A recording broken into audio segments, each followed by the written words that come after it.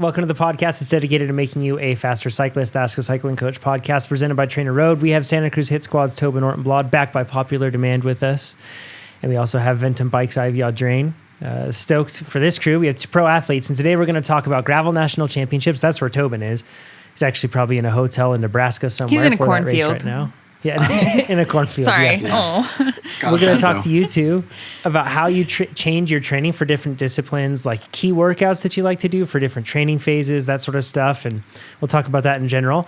Let's talk about whether your bike handling should change from bike to bike when you change things up, and also signs that you all use to know when you're fatigued, to hopefully help out some of the listeners. If you're listening to this right now, watching on YouTube, give it a thumbs up. That would be amazing. Subscribe to our YouTube channel or rate the podcast on Spotify if you're listening on it there or whatever platform you use. And you can send in questions at trainerroad.com/podcast. First things first, Tobin, you're at Gravel National Championships. I think this is the first one where I feel like it's been taken seriously, or is this the first one that's actually been sanctioned by UCI? What's the difference and what are you doing there?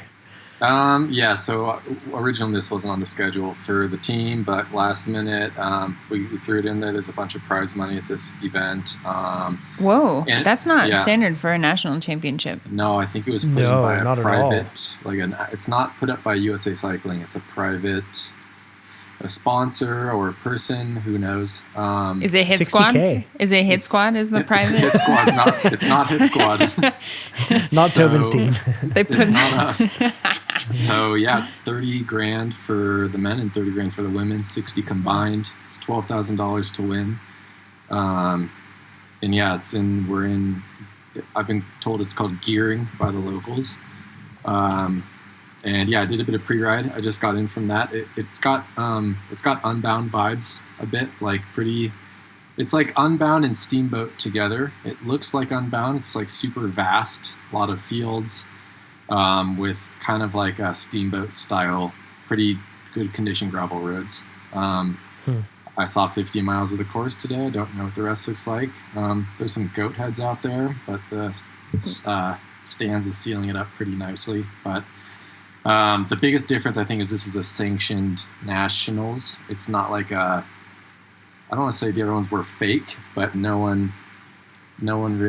governing body took it over. So this is put on by UCI Cycling, and there will be a jersey on the line. So yeah, it has a bit more legitimacy than the past. Is there a single track section too? Sorry, Jonathan. I heard there is. I haven't seen it yet. Everything I saw was like proper farm roads, some like kind of like canal roads next to some irrigation canals that were like a little more hard packed silt kind of stuff. Mm-hmm. The rest was pretty like good condition gravel, a little bit of actual pavement. But yeah, I heard there is a single track bit. I didn't see that today. Maybe we'll get out to it tomorrow. Cool. Sounds like 2 miles of single track toward the latter half of the race. In fact, maybe even like the final third. Okay. Is at least what I saw. Ben Delaney did a fantastic job of having like a preview video of this. It actually looks like pretty cool terrain too. Like outside of gets into some, it's kind of like that, not Black Hills style terrain, but it's getting a little like buttes and cool stuff like that. Looks pretty cool. It is cooler than I originally thought, for, all the Nebraska jokes aside. Like, we saw some cool stuff from the plane coming in. There's some cool like little mountain plateaus around. So yeah, I don't know. It's no altitude and it's flat. Oh, so Tobin is psyched. Oh my goodness.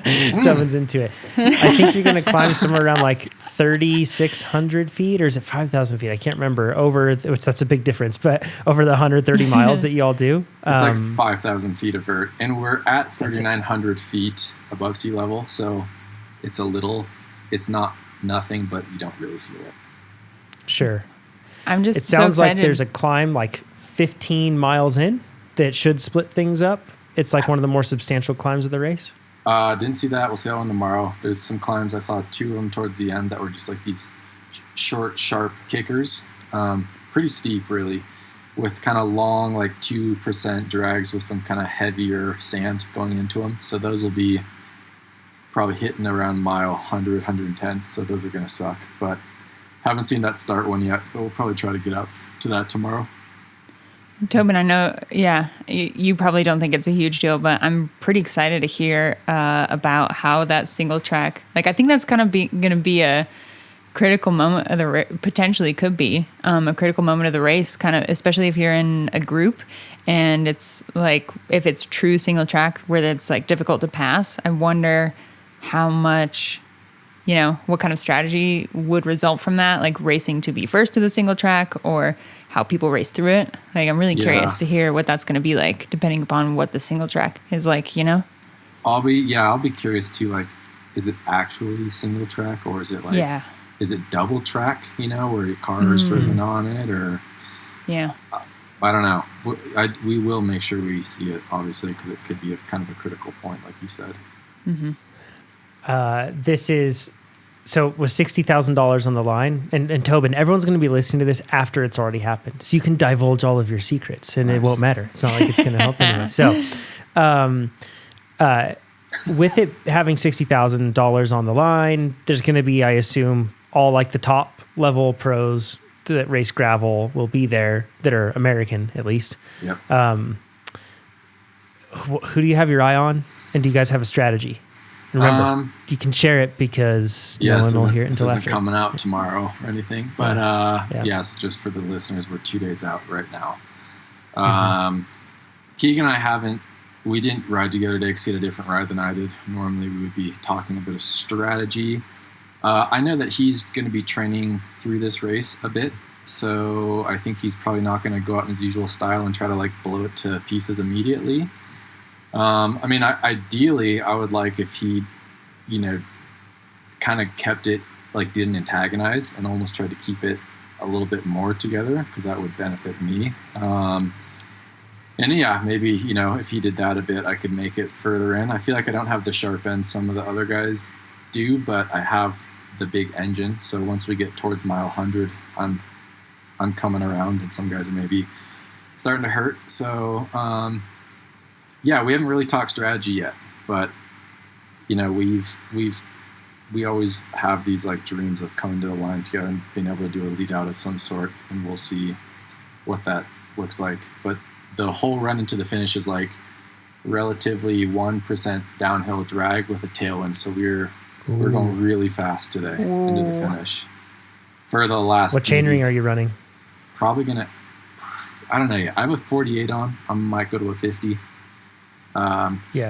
Which it's flat enough, so why not? Yeah. I feel really bad for anyone that comes to the line with you, Tobin, in that scenario, honestly. Just praying for a sprint all the time. Yeah.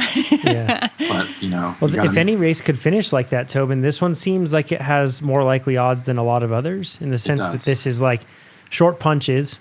It's not like you're any stranger to short punches, Tobin. Like, like cyclocross and everything else. And then, like you said, you have the depth too to be able to make it through those big days. And you've shown that recently that toward the end of races, like you aren't fading like a lot of other riders are fading. So it could be super exciting. Yeah, we'll see how it plays out for sure. And obviously Keegan's the favorite. I do truly think that if Keegan wants to win this race at any moment, he can drop the hammer and do what he needs to do to win. But I also think maybe, he could do that 10 miles from the finish instead of 70 miles from the finish, which would be cool. Please. Keegan, if you're listening. I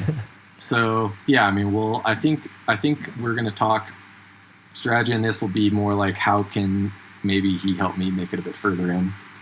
And then, I don't know. We'll see what happens. Nice. And then the women's race will be interesting because it is actually truly... They get their own race. It's their own race, which is awesome. And there's motos, so if they catch or they get caught or whatever, and someone goes by or they catch, they cannot mix. They can't draft. There's going to be a moto ref keeping an eye on things. So that is interesting. It's different. It's going to be a different race for the women compared to normal, where it's like who can draft a guy, or it just seems like the women never have their own race. There's always, the strategy is never racing each other. It's like which guys can help me get a gap on someone they're hurting, and it's bizarre. Do you know, Tobin, how they're planning on enforcing that? Is it going to be like road racing where if you come up on a separate category, they typically neutralize the category that's getting passed while the faster category passes? Or is it going to be like triathlon where they're going to say like, here's a distance that you have to maintain? That's a good question. I don't know. I mean, I've raced road nationals and stuff, and like they've usually just kind of like, or road racing in general, there's enough moto referees where they'll like tell the group that's being passed that you're being passed and just to like be cool and then let everyone get by and then resume racing. They won't neutralize obviously the group that is catching the slower group. The slower group will be told to like just be chill. And from what I've heard, it sounds like that's what's going to happen here, which is so cool. Alexis has to be one of the riders that people are thinking of for this on the women's side. And man, this just like, we have so many women in gravel that like American women in particular in gravel that are really good road racers. Like road racing is like, so they're super savvy on working. Like look at Ruth Winder recently, like in this year, like she's had really good finishes and you can see she's super savvy on like, group tactics and everything else. This will be really interesting. From racing road with her too, like back in the day, she's got a filthy sprint. Like not someone you want to be around at the end for sure. Yeah, I remember watching Ruth race a lot of track when I was like younger in San Jose. She's from kind of my area, so good sprint. And yeah, I mean, the people that have raced road and understand that dynamic definitely know how to exploit those who don't, especially here where we're going to be racing a bit on a farm grid, so lots of 90-degree corners. Which if you're not paying attention and you get caught out in the wind or something, like that's the kind of thing where the road people know that like we have a tailwind now, we're going to make a 90-degree left and I'm going to slam it up on the right side of the road kind of thing. So we'll see what happens with the wind because it was pretty windy today. And it's going to be tactical because I don't think there's any long sustained climbs to really absolutely blow it to pieces like we normally see at these races. Yeah, I'm looking at the course now, and I think that the longest climb, let me zoom in, my screen's so far away. I think the longest climb is 1.7 miles long. So like we're talking a few Ks, like it's not like a lot of races that we've seen in other circumstances. So Tobin, I'm excited. I don't know how we can follow this race, but it's relevant to cover that anyway because people won't hear this until it's been done anyway. But I'm excited, looking forward to it. Ivy, you've got UCI Cyclocross races coming up. Rochester and Charm City, is that right? Right. Yep. Yeah, that's my first little block. I'm excited. I think we talked about this before, but can you go over like what equipment you're going to run this year? Because you're on a different bike and you have like you're not sponsored by the same tire company or anything else like that anymore. So right. I'm riding my Ventum GS1. Pretty excited about it. The Geo's super comparable to what I would want in a cross bike. And I've been taking it onto single track a lot to really push it and test it. And gosh, it feels great. I'm really happy with that bike. So I'm stoked to ride that one in a cross race. I want to travel and have my setup just be a little more simple. Man, I can't explain how much of a bummer it is to show up with 2 bike bags and, two wheel bags. And look, Tobin shaking his head. Like, gosh, it's so logistically. It's a lot of gear. It's so much crazy gear. too because it's like one of the shortest cycling disciplines, and it also is like requires the most amount of gear. Yeah, for sure. It's the most gear intensive discipline. It's bonkers. Yeah. So, that said, when I was choosing tires, I am a free agent with tires this year, which is sick. And so I was like, I can pick any tire I want. And, I was thinking about, do I really like these specific use case tires? Are they really, like, how much are they really benefiting me? And I'm thinking specifically about file treads.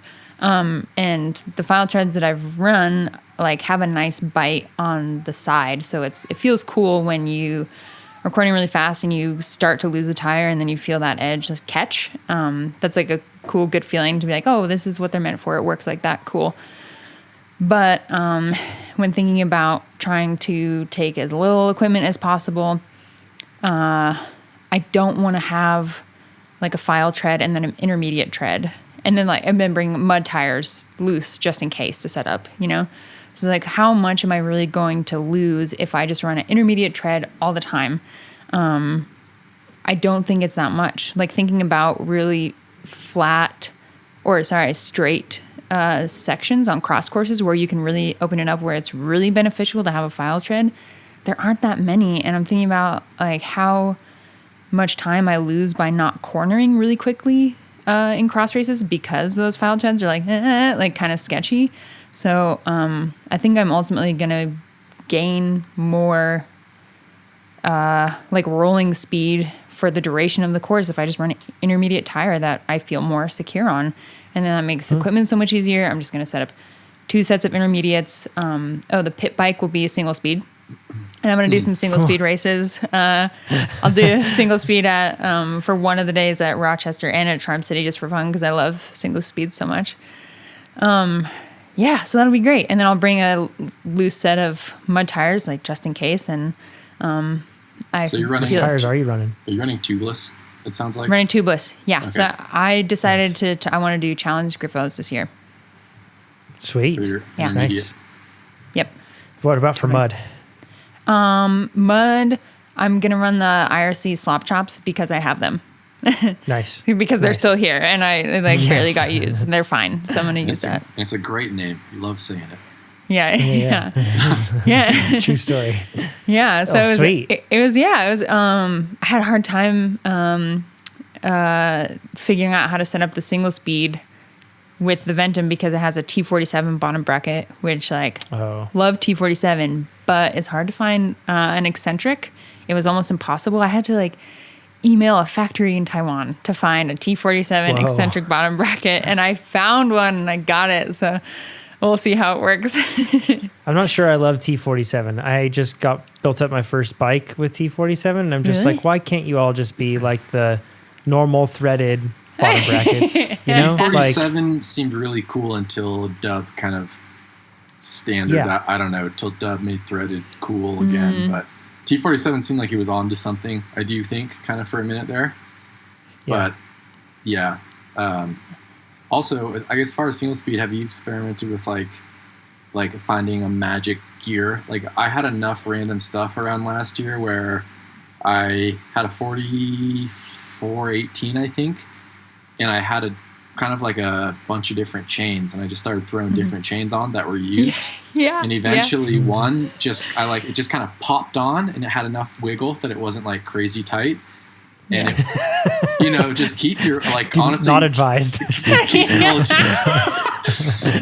old chains around. It's like single speed magic. And then when you need to get it off, it's kind of hard because you're on the stand and you're pedaling and you're pushing the chain really hard and you got to get it to the tooth to come off. Oh god. This is the janky, the messing around that you got to do sometimes. I did consider that because Plan B was a tensioner, which I really did not want. I just feel like on a very superficial level, I think they look so bad, but also I feel like single speed feels so good because of the drivetrain efficiency. When you're really locked in like that, and so to add the tensioner, I don't know, it just takes that element of it away. And so I was willing to try anything to not do a tensioner. And so, Tobin, I totally had considered that, just finding the magic right chain length and gear combo so that I wouldn't have to do anything. And then I did consider wait, how am I going to get the wheel on and off? How's this going to work? Or that's another thing, actually. Some of those, sometimes you can just pull your through axle and drop your wheel straight out. And you don't have to do the weird thing where you're pushing on the chain. If you can get the wheel to drop just vertically out, the minute it's out, you can just, the chains get slack. But I agree, the chain tensioners are not great, and they don't look. I mean, I'm with you. Single speeds look great, and then you throw that thing on, then it's just kind of just a vibe killer. Yeah. And they can hop around too. I had one kind of drop a chain, as dumb as that sounds. No, I don't trust them. Wow. Yeah, I don't. And another one I had too on the stays of the Stigmata. The drive side chain stay kind of dropped down towards the bottom bracket, and I wasn't the Ventum able. does too. Yeah, so on some bikes, you're not able to push that tensioner vertical. Like you can't push it high enough to get tension on the chain before that is hitting the chain stay, if that makes any sense. Well, we're on the topic of cyclocross. I'm going to hijack this because we just went from cyclist to cyclocross, which is like the super narrow segment, then to single speed cyclocross. Yeah. Let's get so We're specifically speaking to two niche. people right now. Bring Two us- people are like, yes, this is the best episode ever. Everyone else is like turning it off. Oh, Yeah. So it'll stay on cross, but I'm doing my first cross race in almost 6 years this weekend. do you know It's what been to a really do? long time. Do you know No, what? I don't. I don't. Like I had to the bike is like has been here at the office and it's been a loaner bike and it was lacking things like tires, rotors, the bar tape was all like the bike was in shambles. So I still haven't finished even fixing it, but it's an older bike. It's like the first generation of Crux that was disc brake. good And so bike. I think it's pretty sweet. Yeah, it's pretty cool. So I'm going to get that one set up and everything else. But I'm doing my first cross race. Tobin and Ivy. What should I do? It's going to be like Nevada sort of cross stuff. So it's probably going to be deserty and sandy in a lot of spots. Rough. You know, Sage and it's going to be brush. rough. Sagebrush for sure. What venue? You probably won't know this one because it's like new, I think, but it's up north at like a city park. So we're going to be doing it again. But can you just give me like, if I was a beginner and I wanted to race cyclocross, people are probably listening to this incoming from all walks of cycling. They might want to race cyclocross. What's different or what should I do? That's like, in terms of, should my warm up be different? Should I try to pace it differently? That sort of stuff. What should I do for cyclocross? Oof. Well, I'll start by saying a warm-up is actually pretty crucial for cyclocross. You don't want your start effort to be your first effort of the day. You want to be warm on the line.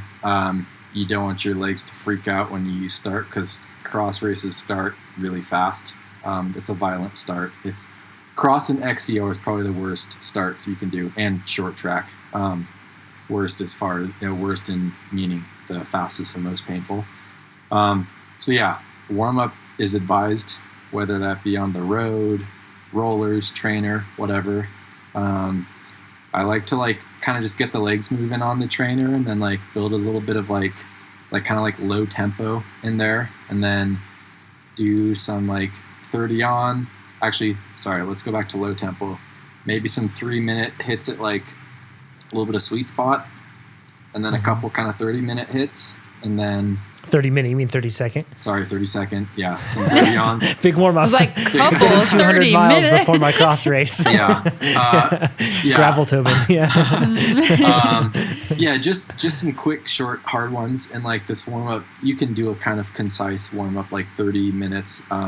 Plan on having that wrapped up about, if we're at a UCI race, I try to be wrapping up 15 minutes prior to start. So you have time to get your bike dialed, get your skin suit pulled on all the way if you're warming up with the top half not on in case you get sweaty.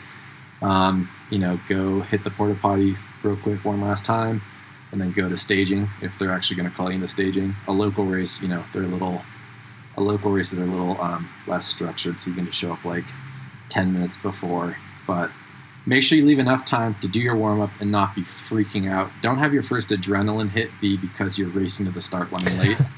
Have it be the start of the bike race. Yeah, that would be my warm-up thoughts.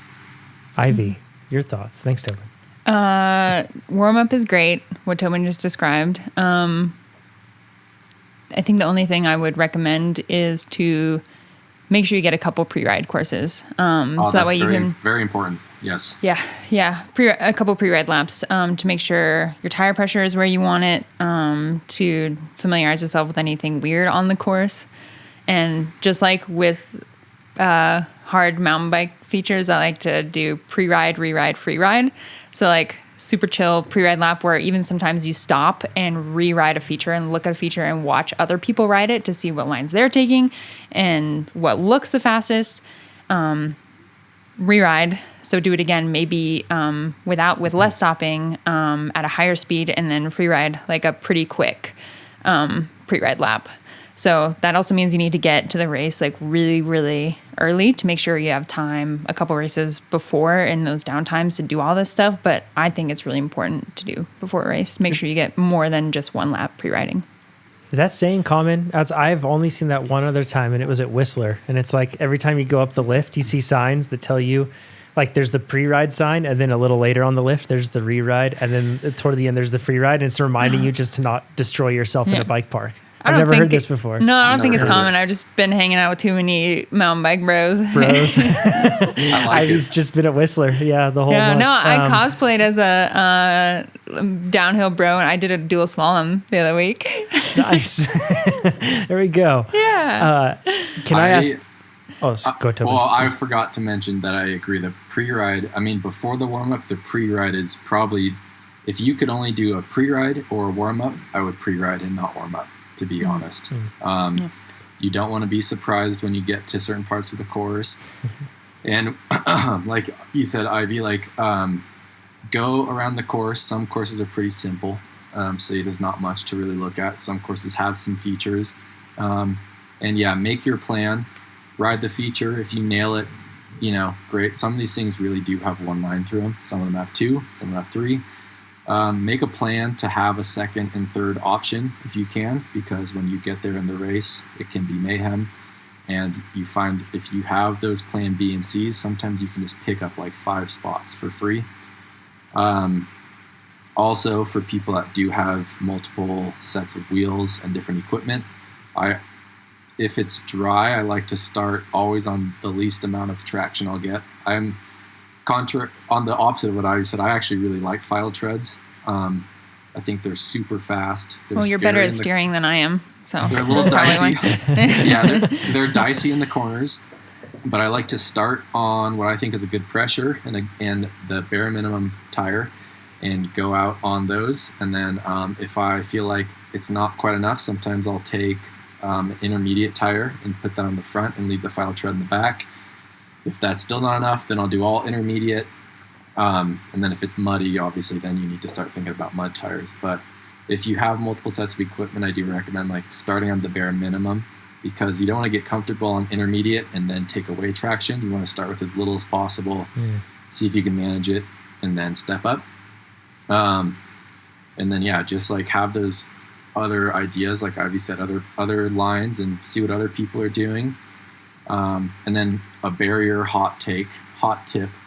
If you're looking at your barriers and you're coming into them, look at the ground surface, and also look straight at the barrier. If you're looking straight at a barrier in front of you and you can see light underneath any section of the barrier, that's the highest part of the barrier, if that makes sense. So if you see light under the barrier's not sitting on the ground there. It's on 2 high spots, and there's a low spot in the ground making the barrier an inch, maybe higher. So yeah, if you're thinking about running, look for the low spots, look for bumps. If you're bunny hopping, look for bumps you can use as like a jump, and then check out the landing, obviously, and then check out the space, and then check the height of the barrier. I like to do this thing where I roll up to the barrier and I take my fork and I will turn my wheel sideways so it's parallel with the barrier, and if the barrier is at the axle, it's a way of measuring. So if the barrier is at your axle, it's that height. If it's an inch or 2 above, you can kind of just gauge how tall the barrier is, because if you just look at them, sometimes you can't tell. But I actually roll up and I measure them with the fork of my bike. And then you can kind of gauge what you're working with. Like a big proper UCI barrier is 3 or 4 inches over the axle. It's really big. Wow. Yeah. Don't even bother in practice. Don't hop them. Just do it in the race. That's a race only hop. Going cold. Yeah. It'll work out. Sometimes you need that adrenaline to just give you that confidence. Yeah. Ivy, so most people think cyclocross and they think punching super hard. And while that does tend to be how like a lot of us kind of get like worn down so that we're just like cracked, and then like we are just punching, but our punches aren't that impressive anymore. It's like we're like, feels like when you're in a dream and you're punching through water because you're so cracked. Yeah. But how, just general pacing recommendations for cyclocross? Should I try to pace it since the start's so fast? Should I go hard in the beginning? What should I do? Yeah, I think you should respond to the speed of the start for sure. I definitely dismiss any pacing strategy for the first, 45 seconds to first minute of a cross race, and then settle into my pacing strategy. Totally. Yeah. Do you think that sounds right, Tobin? Just do it. You just got to follow people, even if it feels really bad. Yeah, I agree. Yeah. Then after that first minute of settling in, and I'm trying to get my eyes to not be cross-eyed anymore. Yeah. Like, how should I be aiming to come into turns and expect to just have to like punch super hard coming out, or should I be aiming to like smooth everything out as much as I can? Definitely smooth everything out. It reminds me of when I used to think that crits were punchy because I wasn't cornering very well, and so I would have to do a big acceleration out of every corner because I wasn't carrying very much speed. And so instead of focusing on what effort your legs are making, just focus on like lines and staying smooth and carrying as much speed as you can. And I feel like when I look at that at a cross course, and I'm always looking forward and thinking about how do I set up here? How do I carry more speed? How do I exit in the right way so I can carry speed for the next one? You kind of don't think about the effort that your legs are doing and your pacing because you're just worrying about being smooth. And exit speed is important. Sometimes you got to go in a little slower to exit a little faster, because the exit of the corner is where you make passes that count. The entrance, you'll see a lot of people diving inside, slamming brakes really hard, then sprinting out, and you can only do that for a lap or two before you're just totally smoked. I think a mistake that I've made in the past is feeling like this is only a 50-minute race, so it's short, and I should explode as much as I can out of every corner because it's a short race and a short effort, so I should be trying to gain time here, and I would just roast myself getting out of the saddle and doing these big efforts out of corners when I really didn't need to, and it hurt me in the long run, Yeah.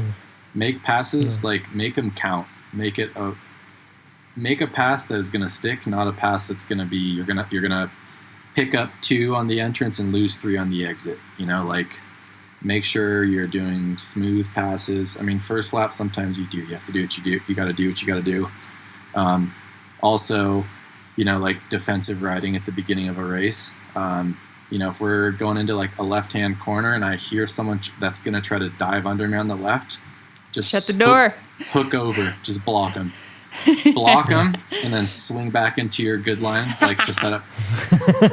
It's on grass. It's safe. It's all grass. And it's kind of one of those things is like, if you let them do that pass, either you screw them over, or they're going to screw you over. Like someone's getting screwed, and you got to look out for you. So don't do anything like aggressive, like they're already next to you and you're going to push them into the tape. But if you feel like there's an inside line that's open, just drift over that way and block that line.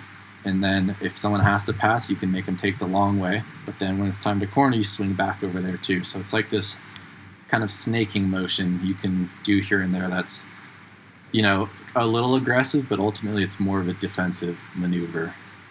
Well, and the penalty of not doing that, especially when if someone's coming in on the inside, like if you make space for them and if you're just like, oh, whatever, just let them do it, they end up having to hit the brakes. They lose spots, and then you lose spots as a result.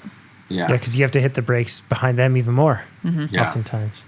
It's hectic at the starts. And I think that's, like you said at the start, Ivy, like if you can just start and pick up as many places as you can, there's less to deal with on that first lap of chaos if you're kind of further up rather than in the scrum. So start as hard as you can and make the passes count early. And then nice. Kind of, settle in. There is drafting in cyclocross. It's fast enough it's draftable. Well, by the time you listen to this, I will have raced. Ivy won't be on that episode. We'll find out who will be on that episode at that time. So at some point we'll recap how things went. I've front flipped over barriers before, so maybe that happens. We'll find out. So Joey. Yeah, exactly. Joey's first race. It'll be good times. So anyways, there's a question that dovetails with this really well. It's from Chris. And by the way, if you're listening to this, submit your questions at trainerroad.com/podcast. That's how this podcast is entirely based. It's like that's its footing. So Chris says, next time you have pro athletes on, can you ask them what their favorite key workouts are for different training phases and for different types of racing? So since we have you three here, or you two here, forgive me, you race like 3 disciplines primarily. Ivy, you've done a lot of road racing, a lot of cyclocross racing. And I figure if we can talk about like crits, road races, and cyclocross, that could be interesting. And then Tobin, if you can talk about like cyclocross versus gravel versus mountain biking, maybe. And but let's start with cyclocross, and then we can get into like what you like during the base phase or the build phase. And this is very much like we're just picking cherries here. We're just like, this is a workout I like, that sort of thing. So, it doesn't have to be comprehensive. Ivy, what sort of training do you like to do for cyclocross, and how is that different compared to crit and road races? I think I've changed in that I used to think that I wanted to do a lot of VO2 max specific work to prepare for cyclocross because of the super high intensity. And the more I've matured as an athlete, the more I realize how important those longer like threshold and sweet spot efforts really, really, really are. Yeah, in an act of transparency, I was working with a coach before, and since then have started using TrainerRoad fully. And it was so weird. I just felt like my body was like asking for those longer intervals, and I was assigned them, and I did it, and I feel so much more solid than I have before versus just doing like VO2 max stuff. So yeah, that's what I like to do for cyclocross, and it's something that I did before for road, and in road I definitely did more of those, and so I'm curious to see how it helps me this season now that I've had some time doing more of those. I guess let's ping pong to Tobin then. What do you like to do for cross in terms of like a key workout that you really like to do, or sort of training that you focus on? So for cross, the years I've been just like really fast and kind of feel invincible. I motor pace a lot, and this is a resource some people don't have, but a lot of guys motor pace, and we'll just literally just go to an hour. I live in Santa Cruz, so we just go on Highway 1. It's not flat, so there's kind of natural efforts that have to be made on a rolling terrain behind a scooter. But like I said, that is kind of an elite workout. I do have a coach, and we, I guess a more not motor pace is a bit of a exclusive workout. We do one, it's like a reverse pyramid. So if you think about shape of a pyramid, flip it this way. Starts with a 4-minute on, 4-minute off, 3 on, 3 off, 2 on, 2 off, 1 on, 1 off, 2 on, 2 off, 3 on. So you're digging in. And as you do that, does the 1 minute, is 1 minute highest intensity and 4 minute lowest intensity on that scale? Yeah, so the 4, 3s, and 2s are all the same. And that is, I don't know, Jonathan, I always kind of space on this. If threshold's about 400 and these are at 420, that's nice. So about 420. And then that 1 minute's about 450. And then the other one's at 420. So you blending in between threshold and VO2. Yeah, exactly. So that 1 minute's on, you take 1 minute off, then you do 1 on, 2 off, 2 on, 3 off, 3 on, 4 off, 4 on, done. Sometimes I'll do 2 of those back to back, but the cool thing about cross is you can be really good at cross with a very low amount of volume. Like you could do 12 hours a week and be really good cross racer. Like, thank God. Yeah, I've done like 14-hour weeks and been at the front of UCI races with that. Like, you don't have to do these crazy long workouts. So sharpness is important though. That's a workout that you'll see like anaerobic steps. It's like a one that we have that basically has you work from like VO2 and slightly higher than that. And it does the same. That's like a ladder format for a workout, right? That a lot of people call. And it uses that ladder format where it cascades down, then cascades back up. And intensity and time are inversely related usually with that. So there's a filter for that on our workout page too, I think, right? Checks in the mail, Ivy. Yeah, absolutely. I do my job. Yeah. How about for crits? sorry, Tobin, do you have another one? I don't want to. Oh, just like, or like an over under kind of thing, like you were saying. I full disclosure, I've always had my own personal coach, so I've never used TrainerRoad, but a lot of these workouts it's kind of like the same thing in a different format, So like an interval where you're like at threshold, then you punch above, you get a quick recovery, then you go right back in, or like sometimes what my coach will describe some of these efforts as like draining the bathtub, where you're like filling your legs with acid and you're trying to make yourself better at draining. So it's like fill it up, drain it, fill it up, drain it, and try to become more efficient at draining the bathtub. Yeah, Anyways. Clearing lactate, right? And that's really common to see with like, some people call them Billats, for Veronique Billat, I believe. She's one of the ones that was kind of like tested this in different in scientific settings, and then it ended up coming to be more common. But it's a really common one where you like you do like VO2 repeats they might be like 10, 15 seconds long. They might be up to 30 seconds long. But then you have these short little 15 or 30 second valleys, like equal time off. But that time off is at like sweet spot or threshold, And then you repeat those, and it's like a 5-minute set. And the interesting thing about that is, like you said, it's really good at teaching your body to clear lactate, because you accumulate it and then you're giving it opportunity to clear out.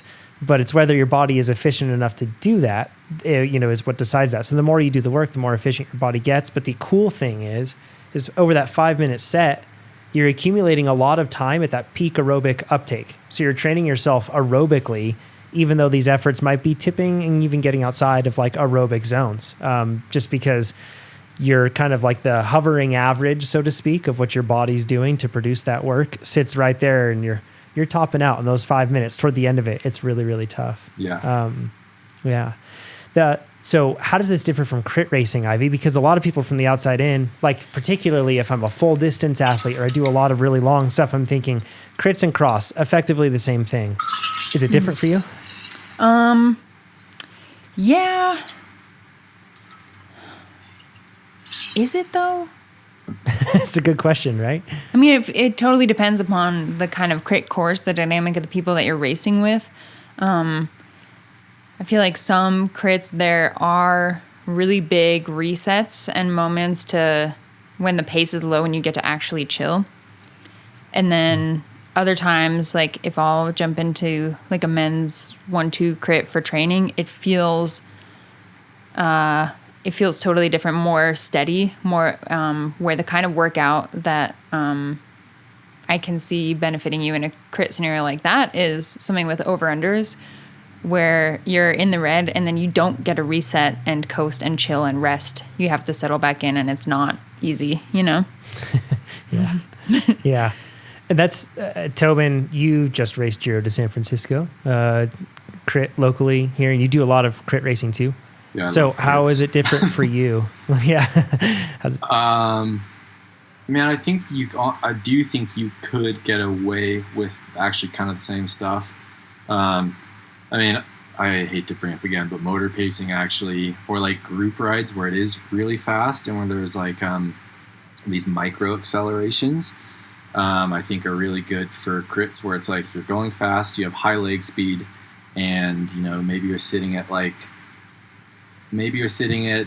24 miles an hour and the pace creeps to like 25 or 24 and a half, and you make these accelerations seated.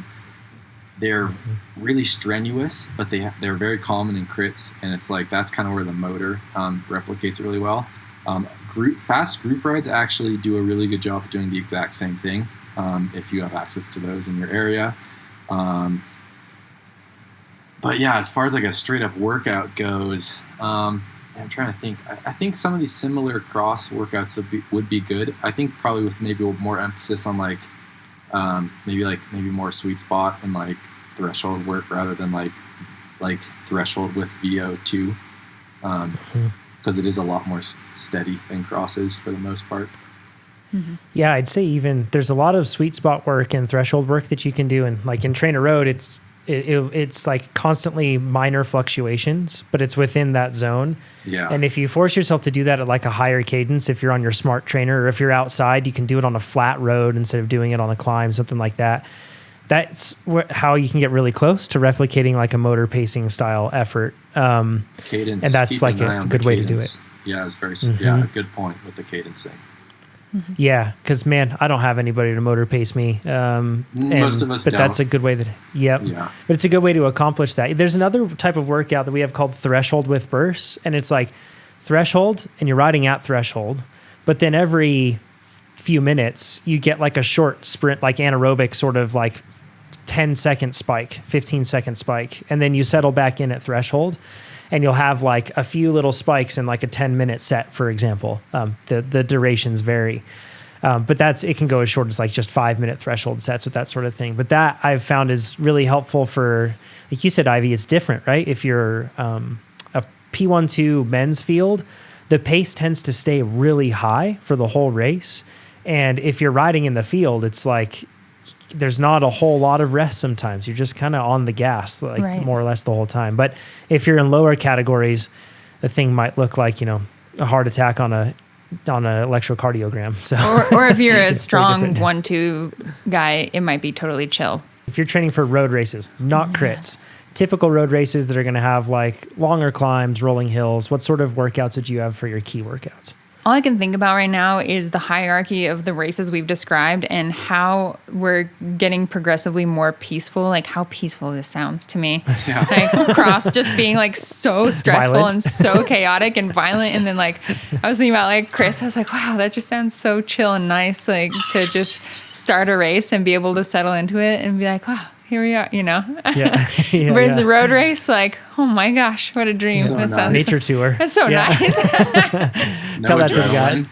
Tell that to the guys and gals in the Volta right now. But yes, yeah. Yeah. Well, I know one of Keegan's favorite workouts for building muscular endurance is 10-minute sweet spot and threshold intervals. Like, and that's, so to generalize, those are mid-long. That's right when you're getting to the point of, quote, like threshold intervals that are going to be slightly longer. That's typically where they tend to start, But that 10 to 20 minute range of threshold, and you'll hear that across the board from coaches and athletes when they talk about money-making sort of stuff, it's a huge amount of stimulus when you're talking about especially if it's at threshold instead of sweet spot and you're doing, 5 or 6 of those 10-minute efforts. That's a lot of high quality work. But kind of like you said, Ivy, makes you feel darn good. Strong on the bike. What a weird, uncomfy like zone to do an interval in though, especially when you have more than a couple of them. Gosh, it's such a weird sensation. Like it's kind of hard. It's super a little uncomfortable. uncomfortable. It's so weird. Yeah. But at least with those long ones, you can have some music in or whatever, and you can just you can really just settle in. Versus Yes, some days you can. go out to do those like VO2 efforts and you literally just feel like you're pushing. You feel the pressure on your feet, on the pedals, and there's no way to make the power numbers happen but like by forcing your pedals in circles, Yeah. And those efforts, Brutal. there's no settling in. It's just like this brute effort, and it just hurts and sucks, and then it's short and it's done. But at least those long ones, you can settle into it, get going, put on some music you like, and then turn around and just get them done. It feels so good when you can settle into that rhythm and when you can hit those sort of workouts. And man, give my body a week or two after I've start doing that sort of work, and I see effects really quick. Comes around quick. It really does. Yeah, for sure. Tobin, is there anything different for mountain biking, or is it kind of similar to cross and everything else? I feel like it's kind of similar to cross. I mean, the efforts are pretty similar. I think mountain biking feels a little bit more violent, like once you're racing it, but I do think that I would go about prepping in the same manner because those races are 90 minutes or so, except for these big marathon races. But yeah, I would agree with that. Like those cross, I'd say motor like that high leg cadence workouts are a little less relevant to mountain biking because if you look at your average cadence on mountain bike rides and workouts versus road, it is usually a bit lower. So I'd say making the power making power numbers with force on the pedals rather than cadence seems a bit more relevant to mountain bike workouts. If that makes any sense. Yeah, sometimes those climbs are like super steep and you're just stuck at 70 RPM and that's just is what it is. And You have to do that in the midst of a bunch of other crazy hard sections of a course. Those anaerobic steps that you were talking about, I feel like are so good for XCO because that's the sort of thing that in cross country, you'll have a lot of variety in courses, but it's not uncommon to have climbs that are 45 seconds long, like 20 to 60 seconds. That seems like the sort of typical XCO length that you have for these climbs, and they're just going to punch you over and over. Yeah. You have to hit and then you have to recover. And your time recovering between those is typically spent at sweet spot. So it's really, tempo area. And that gets really tough. But that's the sort of thing of being able to repeat those efforts. I feel like that's key. And a somewhat maybe less talked about, like, it's not a workout, but developing skills on your mountain bike so that when it is a technical bit, you can be less gripped on, just less gripped and actually kind of just flowing through because you are good at that. Lets you recover in a technical bit when you're not pedaling rather than being tense and flexed and exerting muscles. Like have you guys ever been going so hard, then you start using your arms and you're just like, your arms are fatiguing and it hurts? Yeah, totally. Yeah, if you can, be more fluid because you have skills, that'll help you be more recovered and more fresh for when that next section of the course comes up where you do have to be out of the saddle. Yep, for sure. Yeah. Cool. All right. Covered Chris's question. We're going to run through a few more and we'll do them relatively quickly here. Longtime podcast fan. I cannot believe this is the first time I've submitted a question, but I always feel like you answer my questions before I even realize I have them. So thank you for all the free help. I've been racing for 13 years in everything from crits to stage races and even cyclocross. And I'm typically toward the front of our local 1-2-3 field and known as a good bike handler.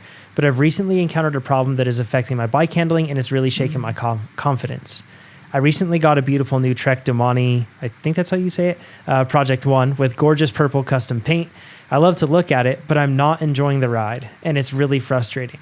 I'm coming from a rim brake specialized Amira, and it seems this bike has a much taller stack and reach, meaning the new bike has a taller stack and longer reach. And stack is the vertical distance from your bottom bracket to the top of the head tube, and reach is the linear distance from the bottom bracket to the head tube. So if she's sitting in the same spot, her hands are higher and further away than they used to be. Is probably the most practical way to think about it. Then Shara says, but I'm still sized appropriately based on their sizing chart, 5'9" on a 54 centimeter bike. I have only 1 centimeter spacer underneath the stem, but the front end feels tall, and I feel like I don't know what to do in turns. I've always learned to counter steer by putting all the pressure on my inside hand, but when I do that with this bike, it feels, quote, tippy and unstable. So my question, can any of you think of a reason this could be happening, or do I just need to adapt my technique to my new bike? I did look up, not totally clear based upon what year, model Amira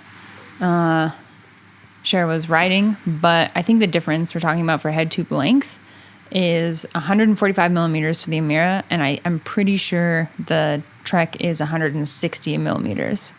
15. So that's the difference that we're talking about. 15 millimeters for the stack. And that was stack, okay. Or the so head tube height. Head tube height.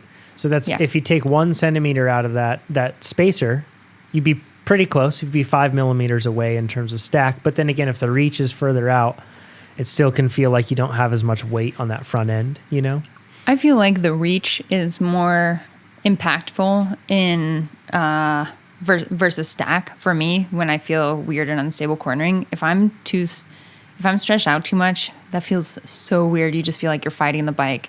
It feels unstable. When you start to really steer and throw it around, it's so sketchy. I feel like maybe focusing on stack isn't as important as focusing on the reach and trying to get a shorter stem instead might fix that.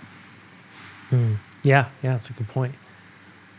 I would start before. It sounds like some adjustments need to be made for sure. If I was to start with a new bike, I know we're trying to keep this quick. I would take both bikes. I would take the bike you like, so you're specialized. I would measure your setback. So I'd go from, if your bottom bracket had a perfect vertical line going right through the bottom bracket, I'd measure your setback, so how far your seat is behind that line. And then from the tip of that saddle, just measure to your handlebars, so like your cockpit length. And I would see what the difference is there. It sounds like maybe your new bike is a little bit longer than your old bike was.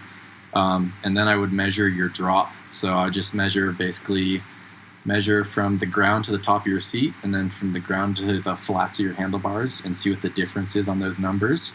Ideally, those are about the same as well. So this is like crash course bike fitting real quick, but you want to make sure your setback's the same, because you've developed your muscles to kind of be spinning that same circle relative to where the bottom bracket is. And then from that base point of setback, how long are you reaching, how low are you reaching, and see how those numbers, see how that correlates. Because if you're seeing some big differences there, that might fix everything right there. And you might need to get a negative, like a pretty negative stem, and see if you can make it feel like your old bike. Yeah. Bike fitters, they don't know I know this hack. Yeah, bike fitters hate him for this one simple trick. They're sending in angry messages to us. We apologize, bike fitters, for cosplaying as you right now. So, if you remove that spacer, that could help for sure. It sounds like, yeah, and then you'd have a slammed bike that would look pretty sweet. Looks great. So yeah, perks on top of that.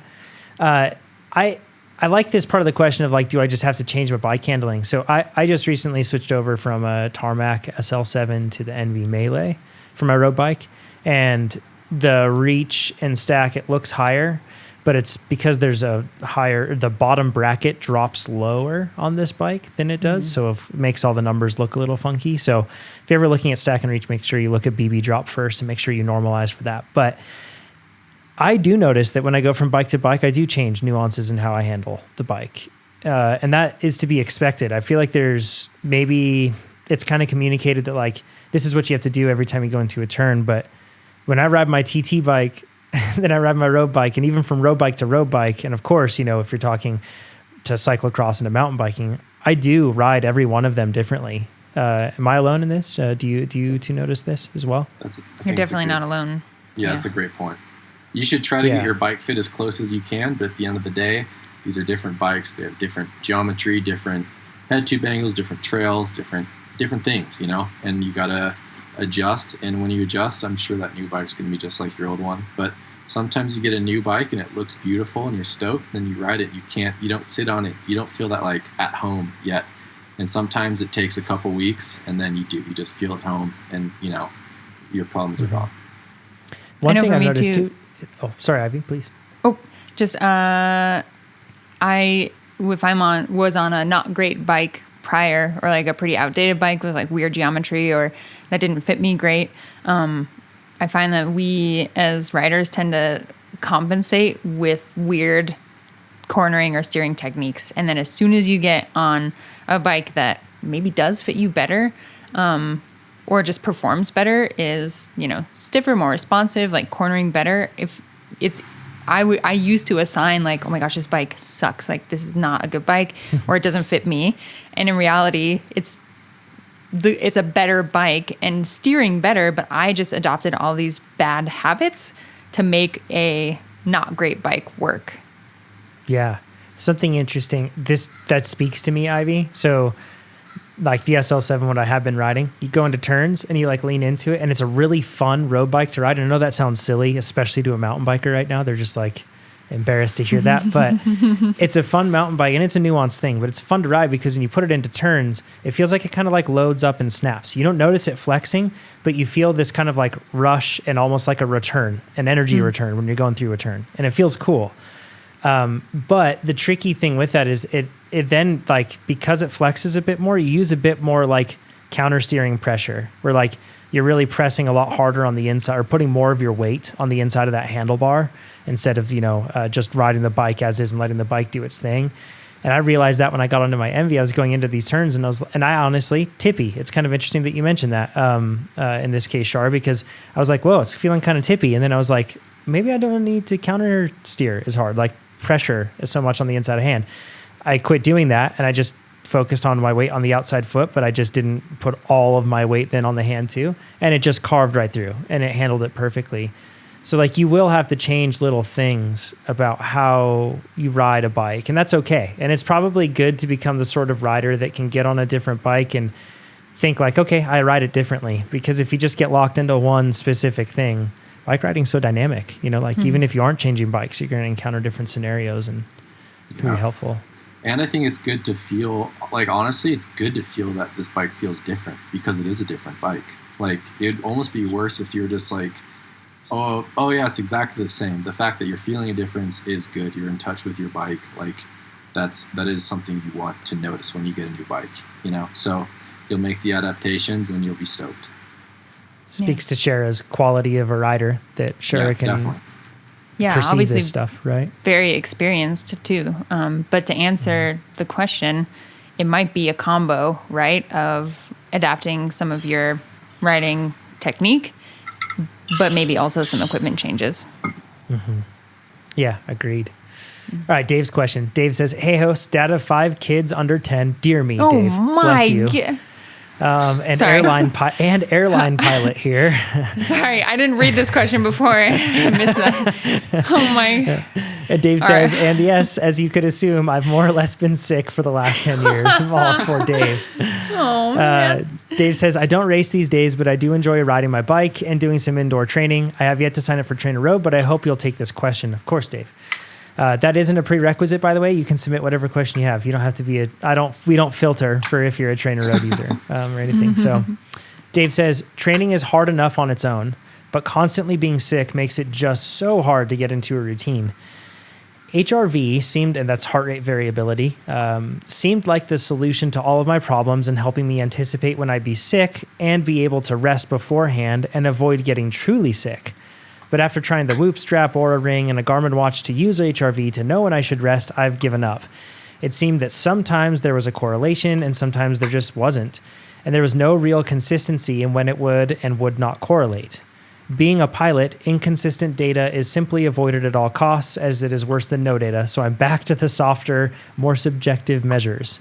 So what do all of you use to judge when you should rest and when you should train extra hard?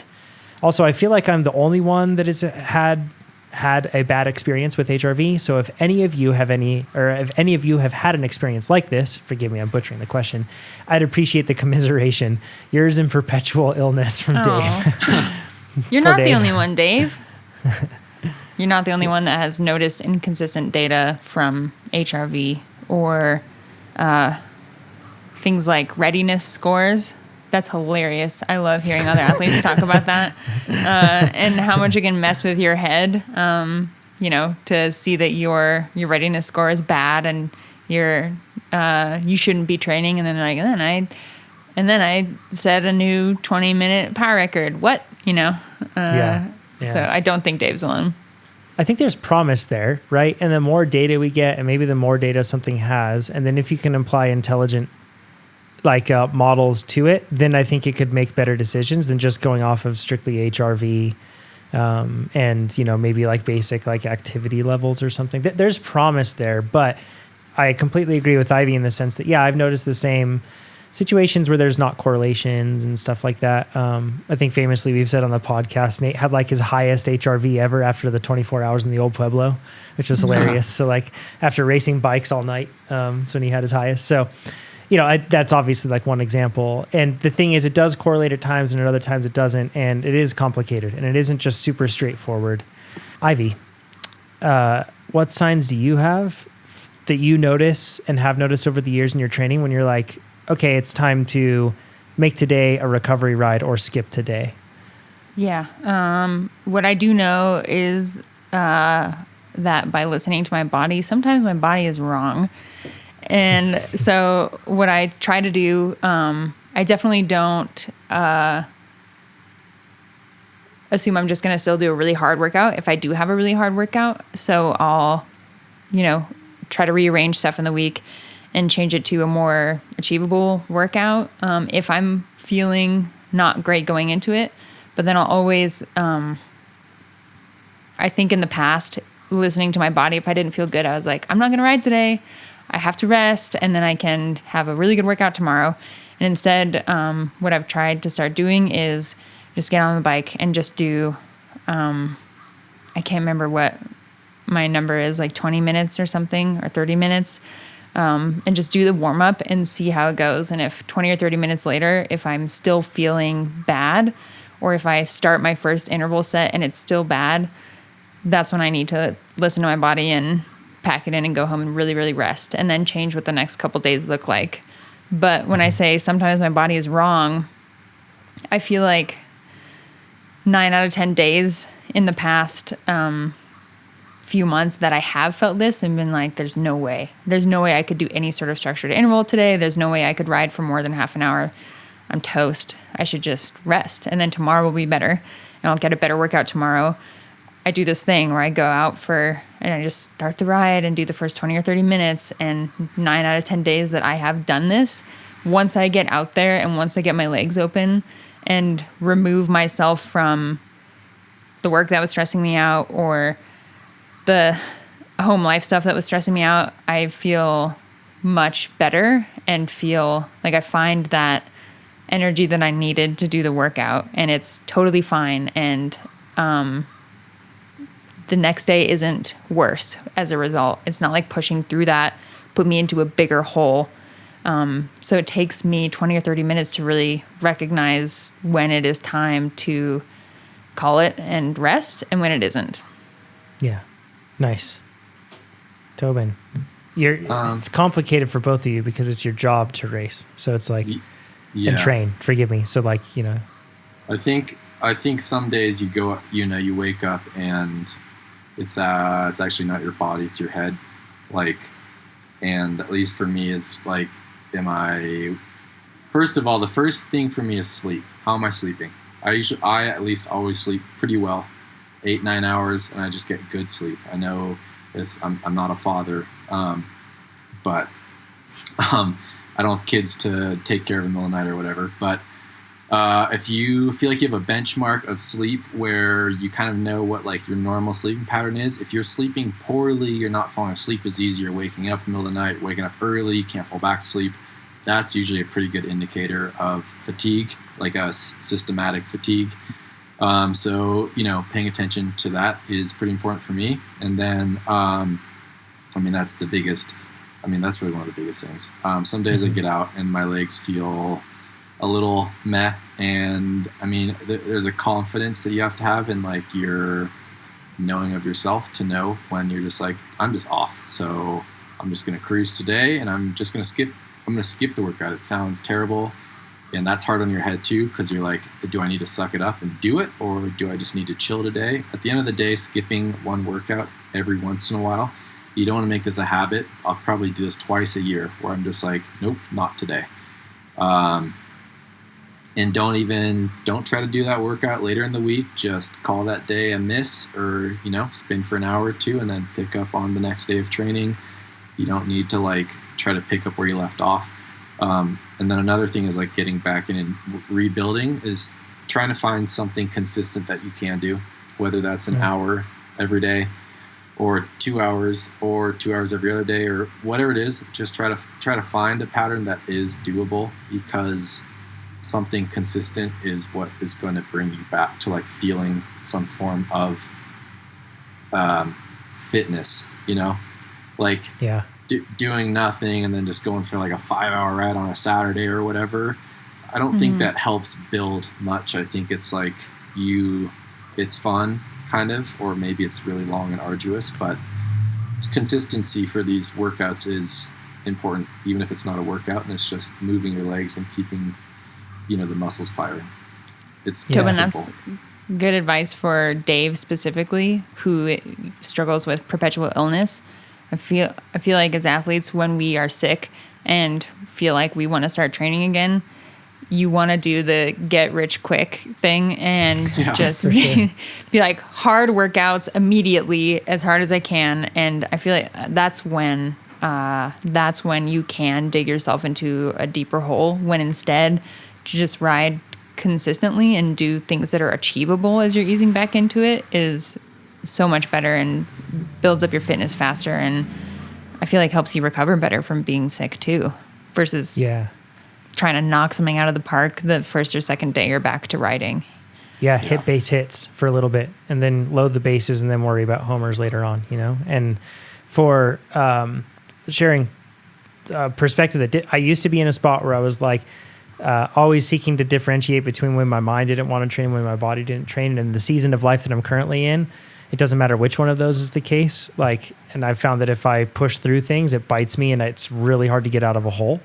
I'm just not sleeping well, to Tobin's point of it being like a key thing. And as a result, I'm not recovering well and not able to adapt from training. So if I push through, it's a knife's edge and it's tougher. So for me, I have sleep for sure is a thing that I check. My nutrition is what I check too, because sometimes my body is capable in other ways, but it's just simply underfueled. And it's like, oh yeah, I have been eating, I have been skipping meals, or I haven't been prioritizing good carb-rich meals on either side of my workouts, and that's probably why I'm feeling a bit more tired. But then the other side of it too is I look at like simple signs. Like I don't look at resting heart rate. I don't look at HRV. I don't look at anything else like that. I just simply look at how motivated I am to train. And like, I think that there are days when I'm low on motivation, and what I need to do is what Ivy said, is then go out and do DANs or recess. Those are like 30-minute workouts that we have, like spin for that, or just extend your warm up for 30 minutes or however long you need to get a feel for like whether, I am good or I'm not good. It might only take a few minutes, but that is like a big part of doing it. But these days I've been erring on the side of rest, and honestly, I feel like my plate's full as is. So, but the signs that I look for is a lack of motivation. I look for how my performance is in my workouts, and if my RPE is not what I expect. So what I mean by that is like, if it's an endurance workout, I know that it should be relatively easy to moderate. If it's going to be something that's like a tempo workout, it's probably going to feel moderate. If it's going to be sweet spot, it's going to be moderate to hard. If it's going to be threshold, it's going to be hard to very hard. And if it's VO2, it's going to be very hard. And if it's above that, it's going to be very hard or all out. Like that's like what I feel. And when I do a workout and I know that it's something that's appropriate for me, really helps with TrainerRoad because you have that quantified. And when my RPE doesn't align with what I want, then it's a clear sign that like biting off too much, need to step back. So that's when I'll do a recovery workout and take a day off and do that sort of thing instead. But it's sleep, nutrition, motivation, and performance. Those are like the main things that I look at. When I look at performance, it's how did something feel compared to what I think it should have felt like. And that's kind of it for me. So, yeah. Tobin, thank you. Can you think of a time? Can you think of a time when just like pushing through and training harder came back to bite you when you should have been listening to fatigue signs? Kinda, but I was also doing some weird diet stuff, and that was all dumb anyways. Was that keto Tobin time? Don't talk about it. It's all bad. Don't do it. Eat carbs. You're gonna be happy you did. Lately actually I've been feeling like kind of flat, and after Unbound, I should have probably done like a week like just off, or like really did like 2 weeks of rest. But the new Stigmata was launching, so I got home from Unbound. I did a full week of video shoots in Santa Cruz for that. Then I flew up to Canada and did 3 days of photo shoots, and then it was 2 weeks of like not training, but it also wasn't resting. And I do feel like I've paid a bit of maybe not a price, but like I just didn't catch a good chunk of rest there. And I've taken notes and been like, next year take your rest more seriously then. And then mentally, I was going into like Leadville and Steamboat, which are high altitude races that normally I'm not very excited about. So it was hard to feel excited to go train for these events I knew I was just going to get slaughtered at.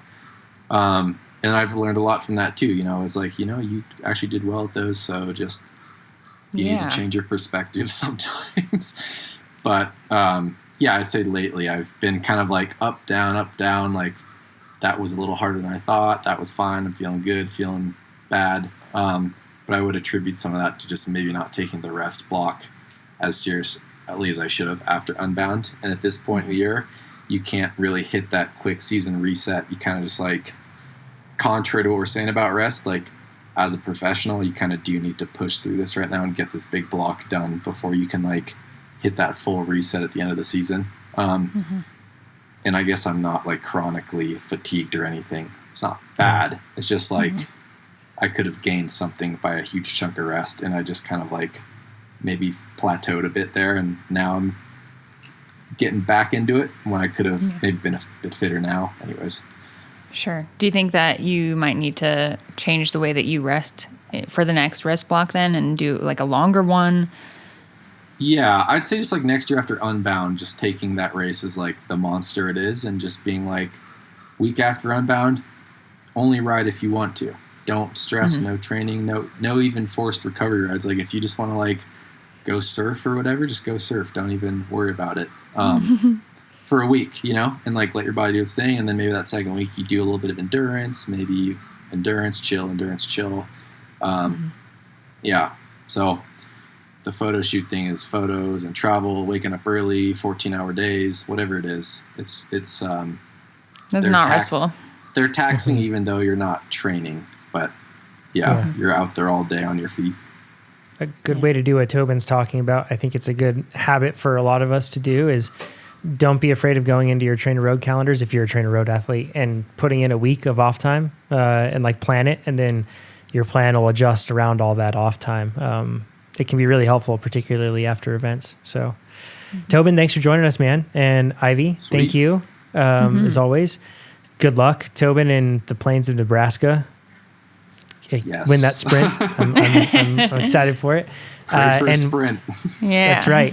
And everybody that's listening to this, submit your questions at trainerroad.com/podcast. Share this podcast with your friends, like the YouTube video, subscribe to our YouTube channel, and rate the podcast on Spotify. If you did all that stuff, I'd give you a huge internet hug. I'd appreciate it. So thanks, everybody. Sign up for TrainerRoad so that we can keep making podcasts.